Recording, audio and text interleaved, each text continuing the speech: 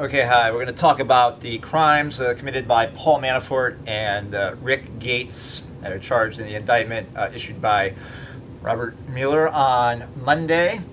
Okay, so I'm just going to tell the story of what these guys did, and then as we encounter each of the crimes, I'll explain what they are.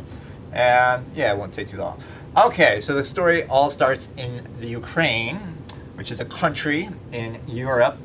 And it's bounded on the west by the rest of Europe and on the east by Russia. The people in the Ukraine are kind of divided along two lines. The people in the west, they kind of want to align with the EU, the European Union, and then the people in the east and the south, that's Crimea there, that's the place that kind of let themselves get annexed by Russia a few years back. They kind of want to be aligned with Russia. So, in 2004, there was an election, a presidential election, and this guy, Viktor Yanukovych, he won. He was basically Putin's puppet, and he was aligned with the oil and gas oligarchs in the country. And he won, but then people investigated the election, people from inside and outside the country, and they said it was rigged. It was rigged by Putin and the rich guys, and so they had a do-over. And that time, Yanukovych lost. So Yanukovych and his party, the Party of the Regions, REGIONS, they wanted to hire some American lobbyists to help them gain, political favor in America. So the next time they'd have more success in getting the friendly guy back in power.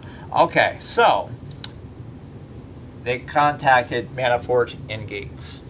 So this presented kind of a problem for Manafort and Gates because, on the one hand, it's the they're Americans, and it's the official position of the United States that we don't want a Putin puppet in charge of the Ukraine. We like having that as an independent place, as a buffer. It's very inconvenient for Russia, and it makes them less powerful. As you can see, there's water here, there's water there. Ukraine is their only entryway into the rest of Europe. And this poses a big problem because, in fact, they supply 25% of Europe's natural gas. That's like a big moneymaker for Putin and his other rich friends. And so in Siberia, they have a pipeline, brings the natural gas.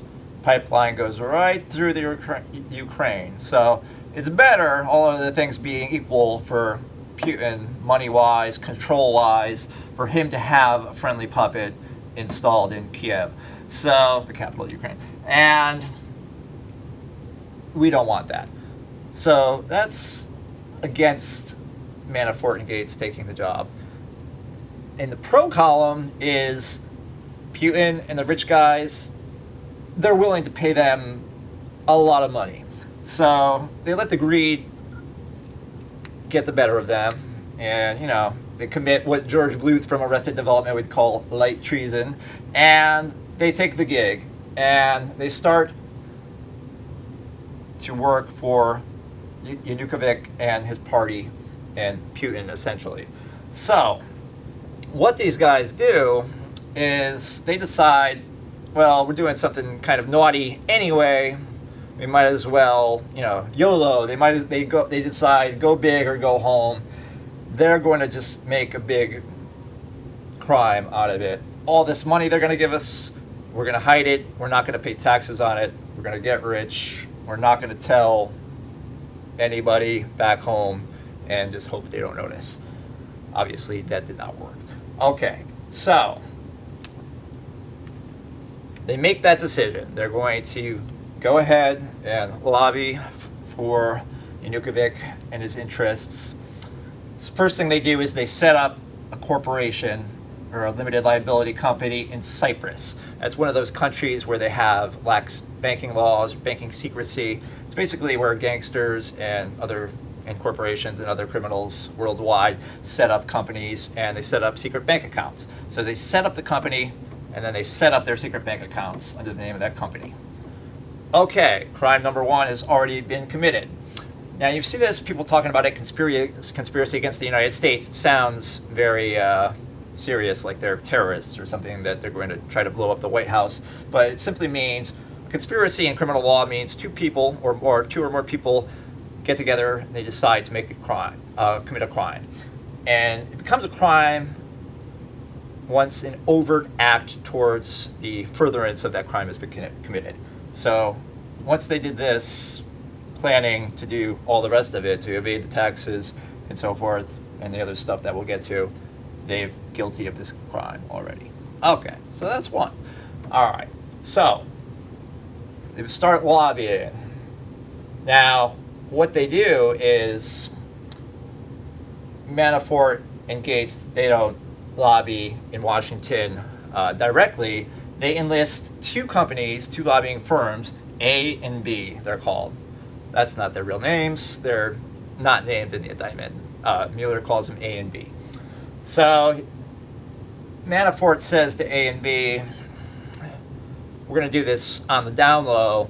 You're going to lobby. I'm going to tell you what to do, what I want, and you'll do it.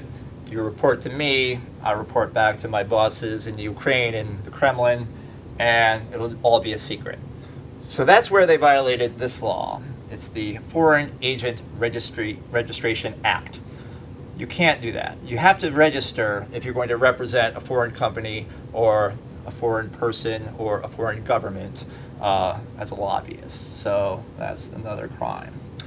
And we might as well tackle these two. So in 2016, and the FBI caught up with these guys. They kind of heard the rumors, I guess, and began investigating. They're like, you guys, we heard you were, making all this money doing this lobbying in Ukraine. You're not reporting it. And they're like, nope, that's a lie. You must have us confused with A and B. They're the ones who did that. And so they made these statements in, I guess, November of last year and February of this year.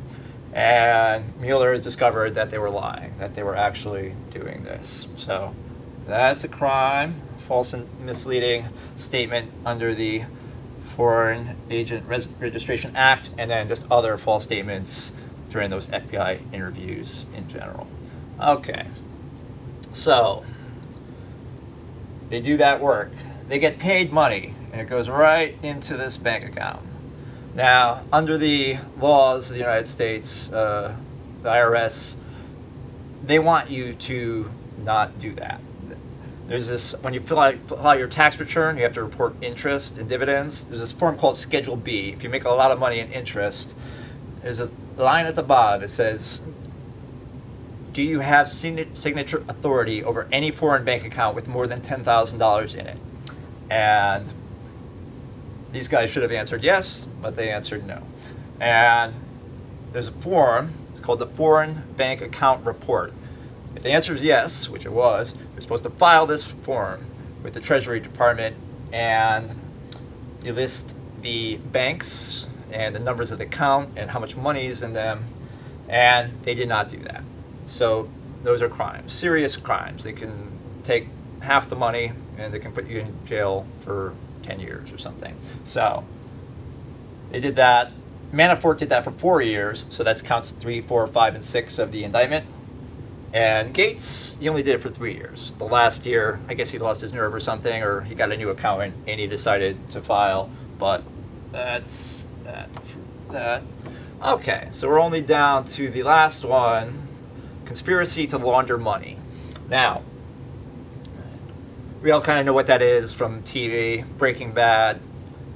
Saul says you need to take your dirty money and filter it through a legitimate business to make it clean. He said by a laser tag by the Asian nail salon, they wind up getting the car wash. Also, this show on Netflix, Ozark, Jason Bateman plays a money launderer. So probably all know about that. So the way they did it, for the most part, was these guys didn't want to live in the Ukraine the whole time. They wanted to maintain their life's lavish, that's the word Mueller uses in the indictment, lavish lifestyles back in the States.